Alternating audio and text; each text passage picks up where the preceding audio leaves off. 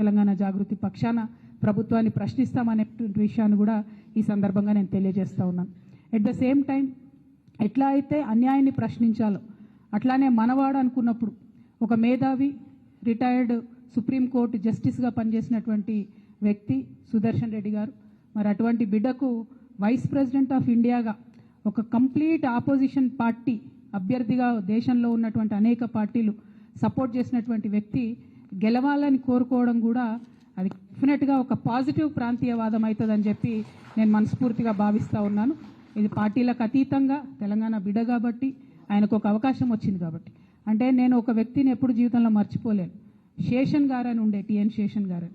ఆయన వచ్చేంత వరకు కూడా ఎవరికి అసలు భారతదేశంలో ఎలక్షన్ కమిషన్ అని ఒకటి ఉందని మా సామాన్య ప్రజలకు తెలియదు. కానీ ఆయన వచ్చిన తర్వాత ఆ పోస్టుకు వన్నే వచ్చింది. సుదర్శన్ రెడ్డి గారు కూడా గెలిస్తే డెఫినెట్గా వైస్ ప్రెసిడెంట్ పోస్టుకు కూడా వన్నే తెస్తారని నేను అనుకుంటున్నాను. ఎందుకంటే అనేక సందర్భాల్లో ఆయన చూసినాం, ఆయన ఇచ్చినటువంటి పాజిటివ్ తీర్పులు కానీ ఆయనకు ఉన్నటువంటి కాన్స్టిట్యూషనల్ ఎక్స్పర్టీస్ కానీ చూసినాం. అటువంటి అవకాశం వారికి వస్తే బాగుంటుందని చెప్పి మనస్ఫూర్తిగా నేను కోరుతా ఉన్నాను. ఎట్ ద సేమ్ టైం మరి తెలంగాణ జాగృతిలో కూడా మీరు అందరు చూసినారు గత కొన్ని రోజులుగా జరుగుతున్నటువంటి పరిణామాలని మేమందరం కూడా అంతరంగంగా చర్చించుకుంటా ఉన్నాం. ఒక ఉన్నతమైనటువంటి ఆశయాలతో తెలంగాణలో అడుగేయాలనేటటువంటి ఆలోచనలో ఉన్నాం. ఉన్నతమైనటువంటి లక్ష్యంతో